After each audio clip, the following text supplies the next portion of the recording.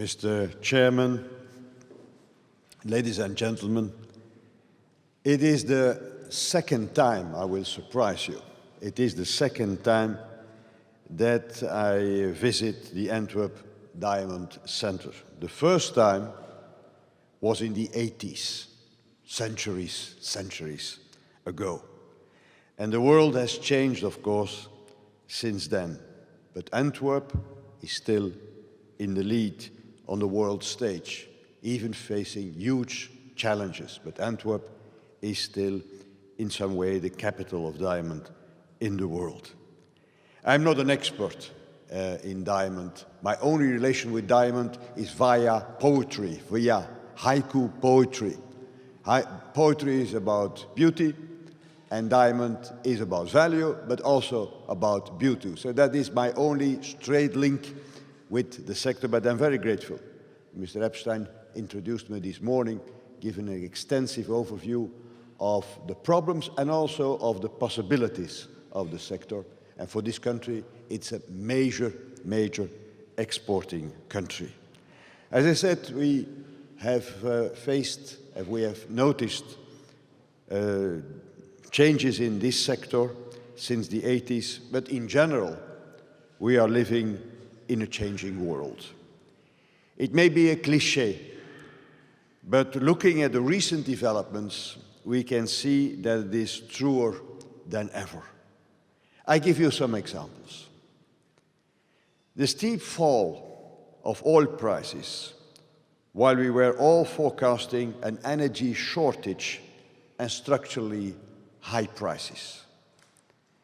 And technology has surprised us once more, and I have not to refer to the shale gas revolution in the United States to make myself clear. A continent like Europe, highly dependent on oil and gas, is benefiting from this happy development. Second surprising development, the extremely low interest rates and levels of inflation. In several countries, the nominal rates are negative. This has never been seen before. And let us never forget that the real estate bubbles in the United States and in the European Union were created by low interest rates. Happily, we have now a strong European banking supervision, a single supervision for all banks in the Eurozone. We have a stronger banking supervision than before 2007, so we can prevent this catastrophe. Those bubbles brought us the financial crisis and the recession. Never forget this. The inflation rates are so low now that the European Central Bank took unprecedented measures to raise them. Inflation of 2% is now an objective, a target. Once upon a time, the aim was not to surpass that level, a complete reversal of the situation. Ladies and gentlemen, the euro exchange rate is now 20% lower vis-à-vis the dollar. And you are facing this phenomenon or this problem, depends on your position every day. On average, the depreciation, the euro vis-à-vis other currencies in the world is more than 10%. This is a result of the new monetary policy, but let us be clear, an unexpected result. It will give our exports to the non-Eurozone countries a real boost, but some are even speaking of an impending currency war. And the exchange rate could last as long as the European Central Bank's quantitative easing program, and it means 18 months at least. Mr. Epstein was referring to the economic recovery. The economic recovery was really slow in 2014, and until recently the forecasts for this year were very modest. Now the world is surprised by Europe's upcoming strong performance. We are now dreaming in the Eurozone of 1.5% this year and 2% next year. The Eurozone is no longer a threat to the world economy. We are now more worried about the kind of landing that the Chinese economy will experience. Last remark in the surprising chapter, even the possibility of a Grexit is not provoking unrest on the financial markets. Ireland has a long-term interest rate now of 0.8%. It was close to bankruptcy a few years ago. And Portugal, facing the same problems, has now a long-term interest rate of 1.7%.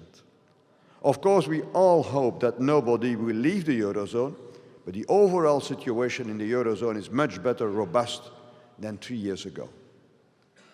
Of course, structural problems remain in the European Union, but the economic environment has changed and should make reforms more feasible. It may not be true that we can only act in times of crisis when there is no alternative. Ladies and gentlemen, we have to work hard to provide an adequate response to the main challenges. A genuine economic and monetary union with more solidarity and more economic convergence, so that the crisis of 2010-2012 cannot happen again. A real energy union, with a real internal energy market where energy can circulate easily to avoid shortages and ensure lower prices. An energy union will make us less dependent on one supplier. Energy efficiency and the further development of renewables will decrease our dependency on imports and contribute to achieving our climate goals. And finally, a single European market for the digital industry, for telecoms, for the defense industry, for innovation, for research and development. We are not making full use here on this continent of the potential of our single market, the biggest market in the world, the biggest in terms of inhabitants, the biggest in terms of purchasing power. We are missing major opportunities due to the fragmentation of our market and the cult of our national champions. More growth via the single market and via more free trade doesn't cost anything in budgetary terms, but stimulates growth in a structural way. We are in Europe lagging behind in all those future-oriented domains, and we need a larger scale, more venture capital, more entrepreneurship, more mobility. It is the only way to hold our prospects for the younger generation and to combat unemployment. We need more Europe. The biggest danger today is inward-looking, fear of openness. And we can only survive in a global world, but we have to draw all the necessary conclusions from this fundamental choice of openness. The Union has not given in to protectionist tendencies. On the contrary, we are now negotiating free trade agreements with the United States, with Japan, with Brazil, and I spoke to the Indian Prime Minister. There is readiness now to make real progress on an EU-India free trade agreement. We have concluded such agreements with Canada already, with Singapore, with Korea. An exit by the Eurozone and the EU equals impoverishment or less economic growth. History is moving in another direction. No country can survive on its own or be influential by its own. Not even Germany, dependent as it is on exports. Of course, we have to maintain social cohesion and a fair distribution of economic growth. Globalization enhances inequalities in some countries in an unacceptable way. Fairness is mainly a national objective, but we have to do what can be done at a European level. And that's why the fight against tax fraud and tax evasion is so important. The automatic exchange of financial data to the tax authorities is a major decision in the EU and on a wider scale. Markets matter, but one of the main causes of slow growth is a lack of investment. It is a phenomenon that goes back to the 70s and is an impediment to growth in all advanced economies. The so-called secular stagnation looms. Too many savings and not enough investment. An older population is saving more, and investment needs less risk avoidance, and now an easier access to credit. It is not here that I have to stress this point in these days. The business climate in Europe is much less positive than in the States, for instance. There is no structural growth without more investment. And by the way, this gap between savings and investment is also a problem for the German and the American economies.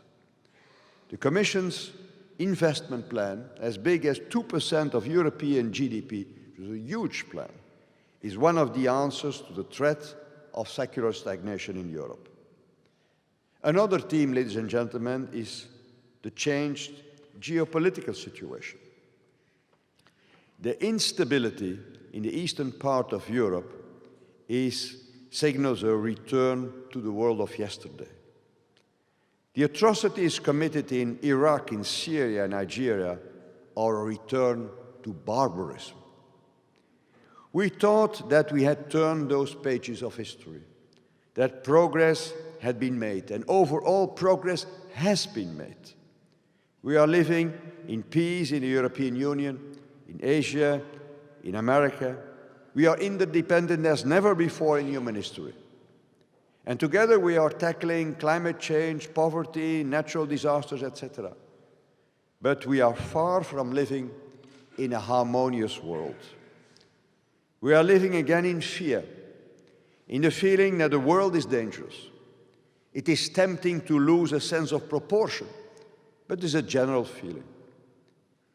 We have to fight against international terrorism. This is a fight of civilization against barbarism. And in my view, this is not a clash of civilizations of the West against Islam. We all now have a common enemy. We have to stand firm on the rule of law and on the international order. And that's why values are so important now. In our eastern and southern neighborhood and in the European Union itself. It's a question of values these days. We cannot forget this. Democracy, the rule of law, social market economy, fundamental rights are our core values. They are European, but they have to become more universal. And we ourselves must live up to these values. We cannot impose them, but we have the right to defend them and to promote them. We have achieved a lot since the terrible first part of the 20th century, not just in economic and political terms, but also in terms of creating a more humane world overall. This task is not yet complete, and we cannot backtrack. The stronger our economies, the more we trade, the better we protect people socially and lift them out of poverty, the more peaceful and stable the world is. Ladies and gentlemen, we have to keep the lessons of history in mind. Memory prevents us from making mistakes again. Thank you.